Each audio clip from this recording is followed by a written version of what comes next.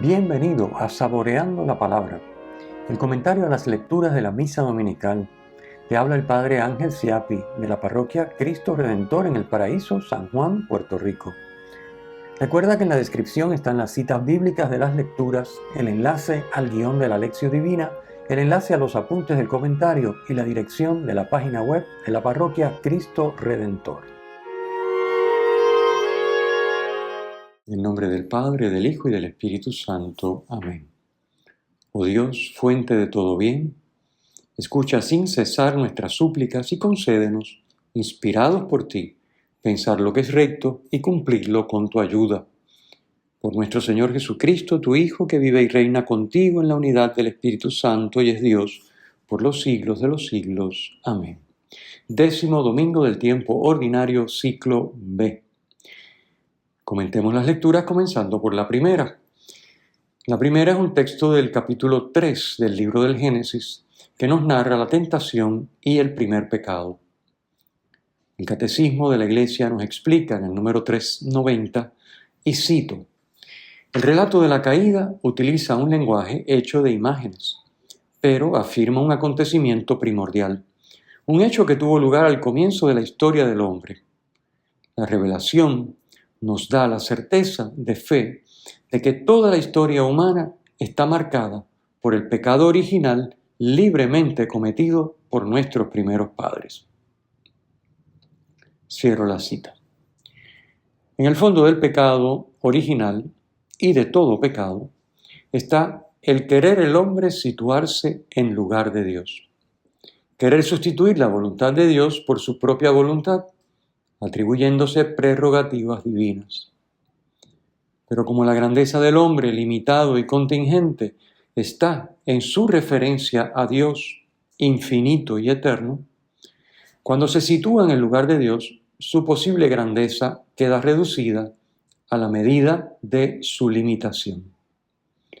El relato lo expresa así: en lugar de llegar a ser como Dios, conocedores del bien y del mal, Génesis 3:5, como le dice la serpiente a la mujer, el hombre y la mujer se descubren desnudos, versículo 10.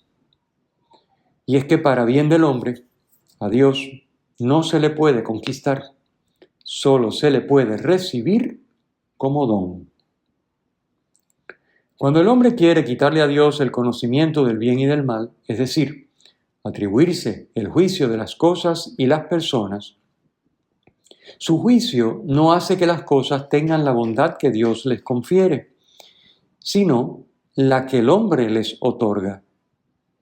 Así, al hacer un Dios de su ego y su egoísmo, el hombre introduce en el mundo la maldición, llamando bien al mal y mal al bien.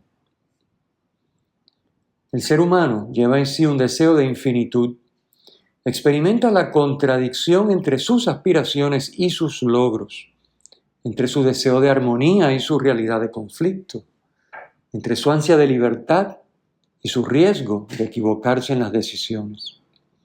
Necesita redención desde más allá de sí mismo.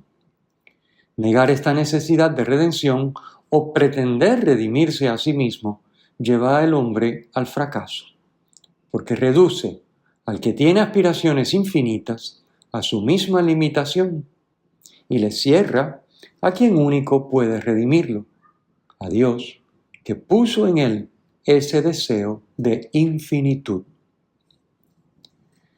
Comer del árbol prohibido, es decir, el pecado, rompe la armonía y comunión originarios entre el hombre y la mujer y entre ellos y Dios. Vergüenza, miedo, conciencia de desnudez, versículo 10, son expresión de la ruptura en la relación del amor. San Juan dirá: en el amor no hay temor, sino que el amor perfecto echa fuera el temor, porque el temor supone castigo, y el que teme no es perfecto en el amor. Primera carta de Juan, capítulo 4, versículo 18.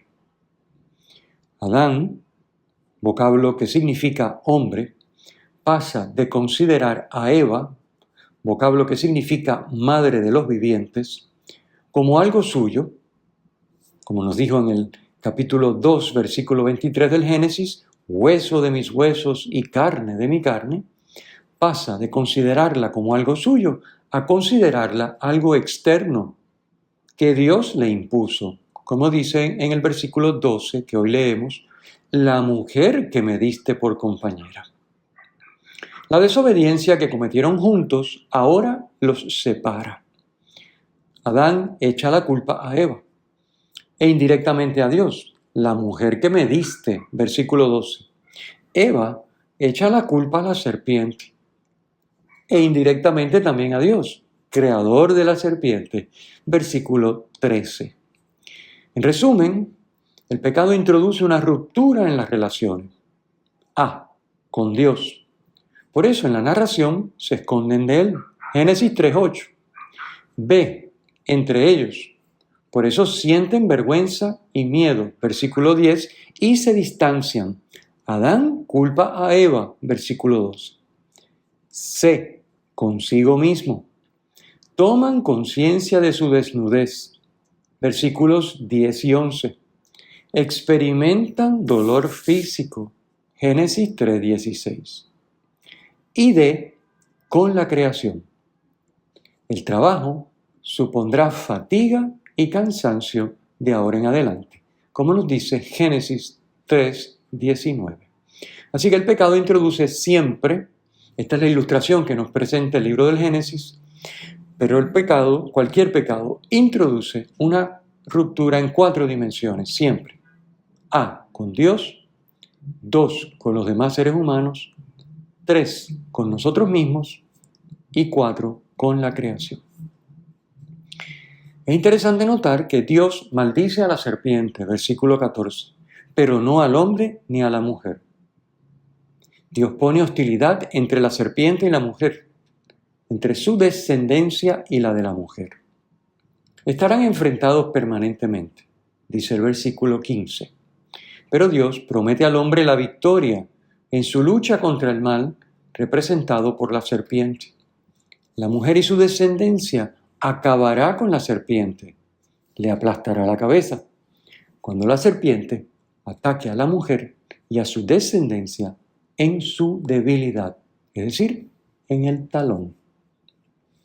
Leído este versículo, leído Génesis 3:15, a la luz del Nuevo Testamento, podemos ver en él, la mujer, vemos a Santa María, y su descendencia, vemos a su Hijo Jesús, y a los que por la fe participamos de la victoria de Jesús sobre Satanás, el pecado y la muerte.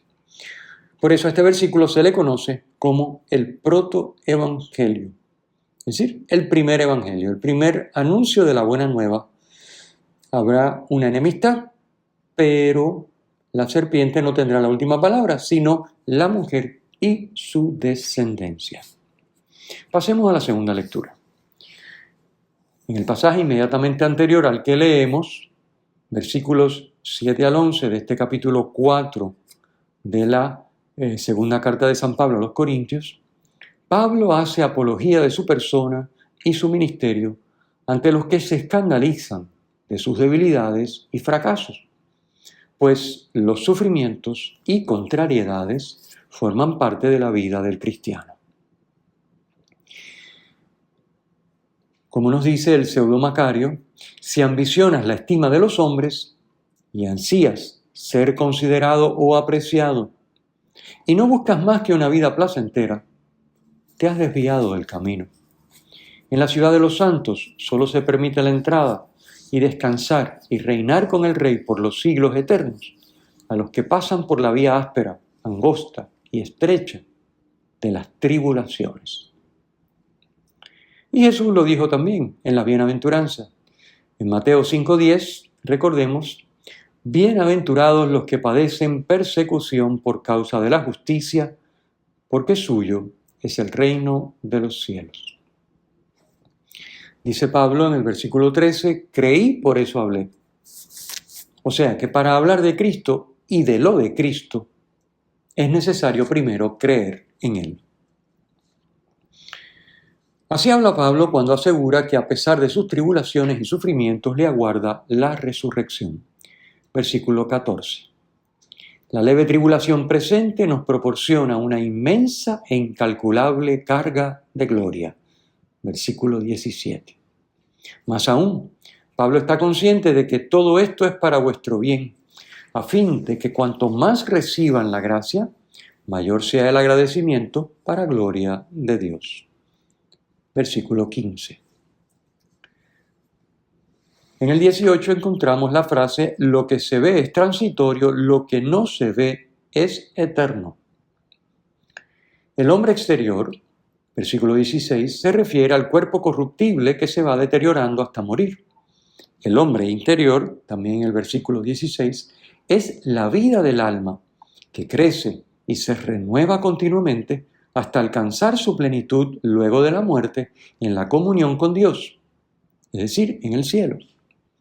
Por eso, concluye San Pablo en el versículo 1 del capítulo 5, que es el final de la lectura de hoy: si se destruye esta nuestra morada terrena, tenemos un sólido edificio que viene de Dios, una morada que no ha sido construida por manos humanas, es eterna y está en los cielos. Pasemos entonces al Evangelio. En el Evangelio encontramos un texto del capítulo 3 de San Marcos. La entrega de Jesús al anuncio del Evangelio es total, sin límite de esfuerzo ni de tiempo. Marcos apunta en el versículo 20: de nuevo se juntó tanta gente que no los dejaban ni comer.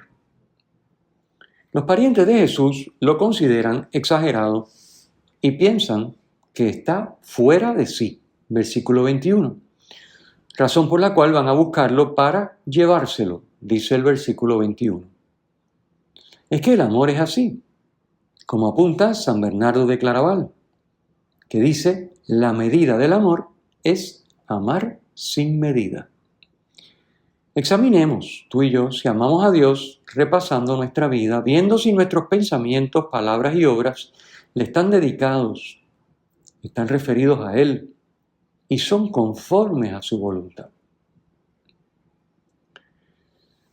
Encontramos también en el texto de hoy no solo a los parientes, sino también a los escribas, que piensan algo todavía peor de Jesús, peor que los parientes, y además algo contradictorio, algo que no tiene sentido. Ellos acusan a Jesús de tener un espíritu maligno, Belcebú, y de expulsar a los demonios con el poder del jefe de los demonios, como dice el versículo 22. Reconocen el poder de Jesús sobre los demonios, pero atribuyen al diablo lo que son obras de Dios. Jesús les hace ver que esto es imposible. ¿Cómo va a echar Satanás a Satanás? Versículo 23. La parábola de Jesús deja ver que Satanás es fuerte, pero que él es más fuerte porque lo vence. Versículo 27. La blasfemia contra el Espíritu Santo, o sea, atribuir a Satanás las obras de bondad de Dios, no tiene perdón, como dice el versículo 29, no porque Dios no pueda perdonar cualquier pecado, sino porque el que así piensa se cierra a la acción de Dios, considerándola obra de Satanás. La madre y los hermanos de Jesús lo vienen a buscar y desde fuera lo mandan a llamar. Versículo 31. Jesús precisa que el parentesco con él no es de carne y sangre, sino que su familia, su madre y sus hermanos son los que hacen la voluntad de Dios. Versículo 35. Sobre la expresión hermanos de Jesús, el Catecismo de la Iglesia Católica nos dice en el número 500, y cito: la Escritura menciona a unos hermanos y hermanas de Jesús. La Iglesia siempre ha entendido estos pasajes como no referidos a otros hijos de la Virgen María. En efecto, Santiago y José, hermanos de Jesús, son los hijos de una María discípula de Cristo, que se designa de manera significativa como la otra María. Se trata de parientes próximos de Jesús, según una expresión conocida del Antiguo Testamento. Cierro la cita.